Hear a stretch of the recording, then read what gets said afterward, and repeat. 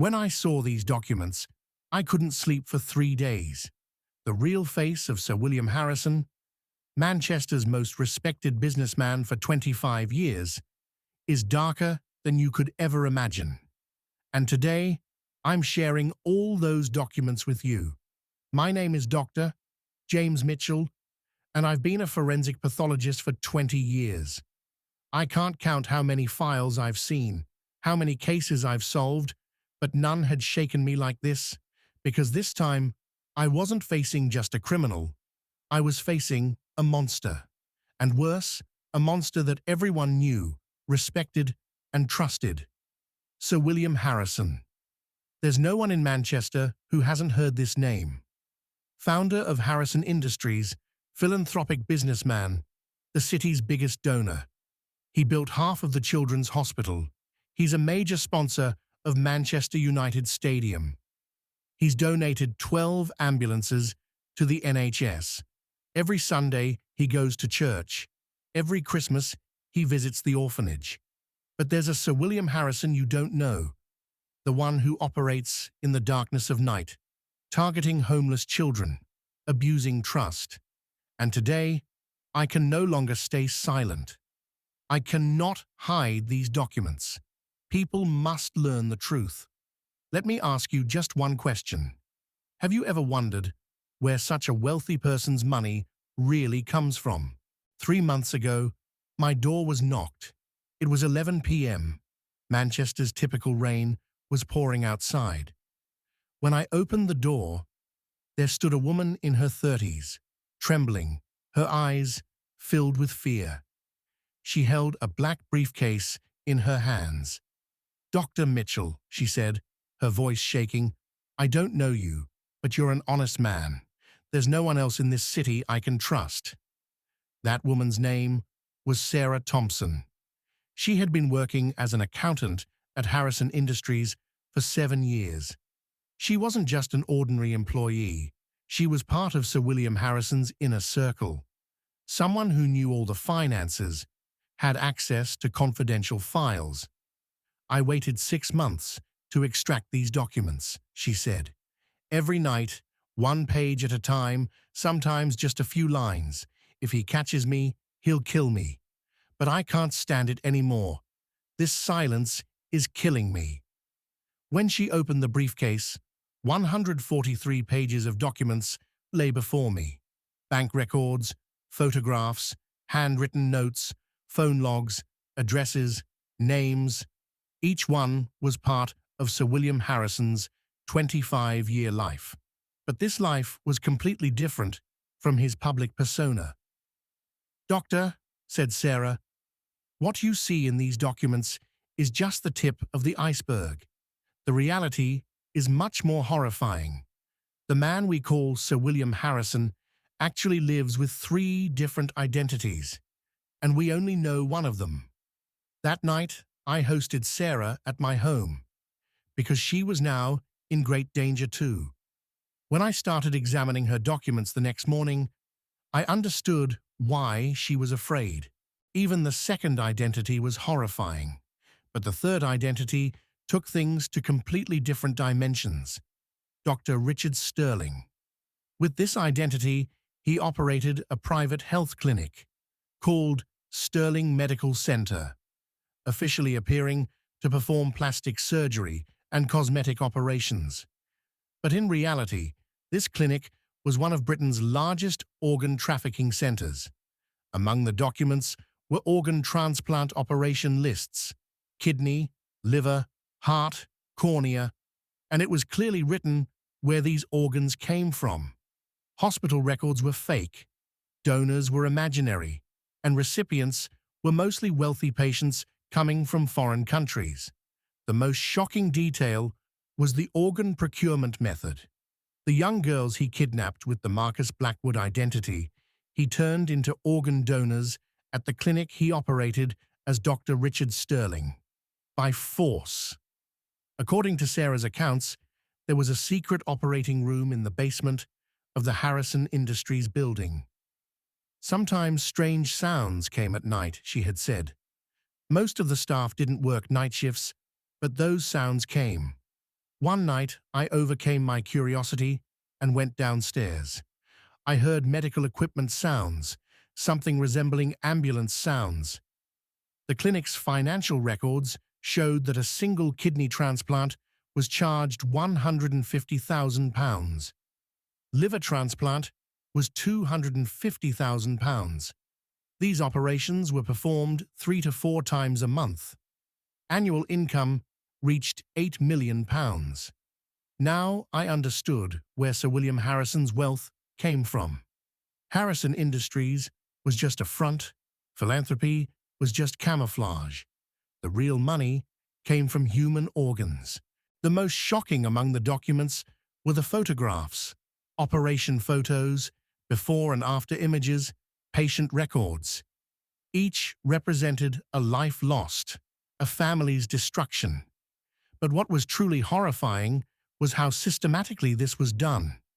Everything was planned, calculated, organized. No traces were left. There were no loose ends. According to Sarah's account, Sir William Harrison was a very intelligent criminal. He used separate phones for each identity, separate homes, separate cars, separate bank accounts. Living like 3 people, no one could make the connection. On Sundays, he walks with his family in Hyde Park. Monday morning, he holds charity meetings, Sarah had said. But Tuesday night, he goes to that London apartment as Marcus Blackwood. Wednesday evening, he goes to the clinic as Dr. Richard Sterling, like 3 different people. The most frightening detail was the security network. He wasn't doing this alone. He had people at Scotland Yard, in courts, in hospitals, in municipalities. Everyone got their share. Everyone stayed silent. Why didn't anyone suspect? I had asked Sarah. Because he's a perfect actor, she had said. People genuinely love him. The number of families he's helped is in the thousands. None of those families suspect. Evil hides behind this. How had Sarah discovered these truths? For 7 years, she had only done normal accounting work, until last year when she was asked to organize Sir William Harrison's personal files. He asked me to transfer old documents to digital format, she had explained. There were thousands of documents in the cabinets in his home office. I started scanning meticulously. At first, there were things that seemed strange, but I didn't pay attention. But one day, in a 2018 file, she saw a bank account opened with the Marcus Blackwood identity. Same signature, same photo, only the name was different. At first, I thought maybe it was a relative, but then other documents started appearing. The Dr. Richard Sterling identity, that clinic, those horrible operation records. I could no longer deny it. For 6 months, she systematically began collecting documents. Every night she photocopied a few pages, storing the documents in a secret place. It was one of the hardest decisions, she had said. This man pays my salary, provides my social security. He appears as a loyal boss to my family. But I now knew the truth, and I couldn't live with this truth. The event that made the final decision was horrifying. One night, when Sarah was finishing her work late at Harrison Industries, she heard Sir William Harrison talking on the phone. Bring him tomorrow night. 18 years old, healthy, client wants A blood type, need fresh kidney. After hearing this conversation, Sarah had no strength left to endure. 1 week after receiving the documents, I went to the police, but not to Manchester Police, to special teams in London. Because, as Sarah had said, there might be Sir William Harrison's people in the local police too. I met with Detective Chief Inspector Robert Clark at the National Crime Agency. I'll never forget the expression on his face when he examined the documents. Dr. Mitchell, he had said, if these documents are true, we're not facing just a serial killer, but an international organ trafficking network. The scope of this is huge. A secret investigation was immediately launched. Harrison's phones were tapped, Secret teams were assigned to follow him. All 3 identities were put under 24-hour surveillance.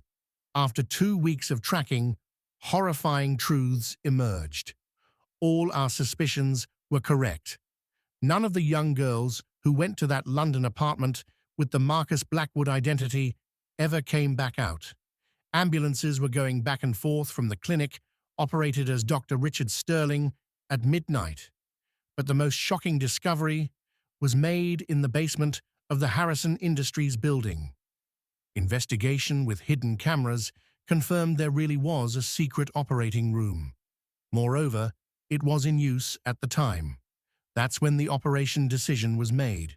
October 15th, 2024, 3 a.m. Britain's largest organ trafficking operation began. Simultaneous raids were conducted at 3 different addresses. The Harrison Industries building, Marcus Blackwood's London apartment, and Dr. Richard Sterling's clinic were raided at the same time. 150 police officers, 20 forensic specialists, 5 prosecutors participated in the operation. The discoveries at the Harrison Industries building were horrifying. In the basement, there really was a fully equipped operating room, and surgery was being performed that night. A 19-year-old girl was on the operating table about to have her kidney removed. The girl was rescued at the last moment. Her life remains in danger, but she's alive. 3 young girls were found in the apartment, all under the influence of drugs, all prepared for organ transplant. They were also rescued. The scene from the clinic was terrifying. In organ storage units, 23 kidneys, 7 livers, 12 corneas were found, all fresh, all ready for transplant. Sir William Harrison was at the Harrison Industries building during the operation. When captured, he had the Dr. Richard Sterling identity on him. When you looked into his eyes, there was no remorse, just cold calculation. The scene that emerged after the operation was even more horrifying. Missing person reports from the last 5 years were re-examined. The disappearances of 47 young girls coincided with Sir William Harrison's activities. When I spoke with those families, my heart broke. Mothers still searching for their daughters, fathers who hadn't lost hope. None of them could even imagine their daughters had been slaughtered this way. Mrs. Patricia had lost her 19-year-old daughter Emma 2 years ago. "I'm going to a job interview," she had said, and never returned. "My daughter was a clean girl," she cried. "She wanted to finish university and become a teacher.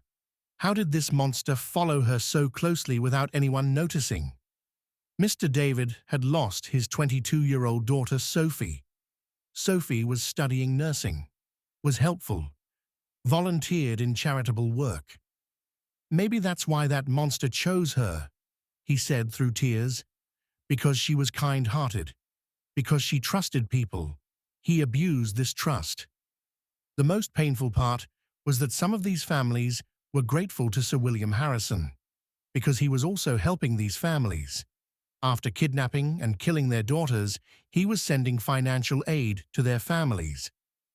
"The devil himself couldn't be this two-faced," Detective Chief Inspector Clark had said.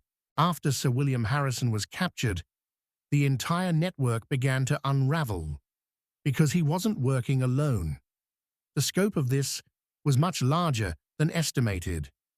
Cleaning company owner Kevin Mills was also arrested. In his confession, he revealed horrifying details. For years they had been dissolving the corpses of victims whose organs were removed in acid pools. Clinic staff were arrested. Anesthesia technician Mark Johnson, operating doctor Dr. Alan Briggs, nurse Linda Watson. All had been accomplices to these murders. But the most shocking arrests occurred in law enforcement. Former Police Chief Inspector Thomas White, Detective Sergeant Paul Harris, Chief Inspector Michael Brown. All were part of this network. These people were diverting suspicions, destroying evidence, silencing families. In return, They were receiving large sums of money. City Councillor George Miller, Health Director Dr. Helen Clark, court personnel Robert Evans. The list was long. 27 people were arrested.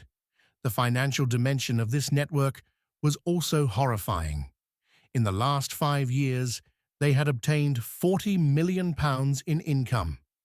Part of this money had been transferred abroad, part had been laundered under the guise of charity. This was the real face of Sir William Harrison's philanthropy.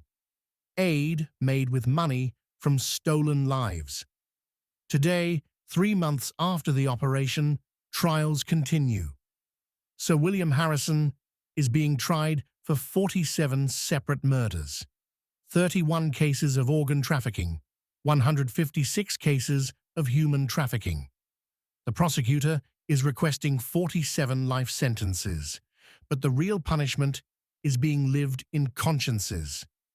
There are thousands of people who loved, respected, and supported this monster for 25 years. Now they're all questioning, how didn't we notice? Sarah Thompson lives in a safe place, in witness protection program. Thanks to her courage, the pain of 47 families ended. Thousands of people were saved. I don't regret it, she says. If I hadn't extracted these documents, many more girls would have disappeared. Maybe even my daughter. Because Sarah has an 18-year-old daughter, and it was understood that recently he had been following her too, with the Marcus Blackwood identity. This story is over. But questions continue.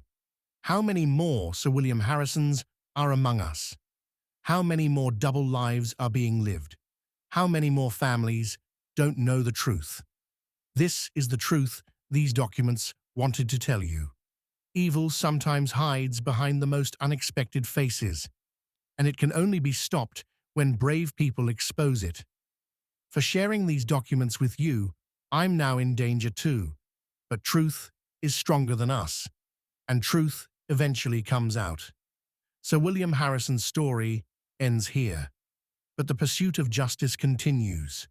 And remember, sometimes the most trustworthy-looking people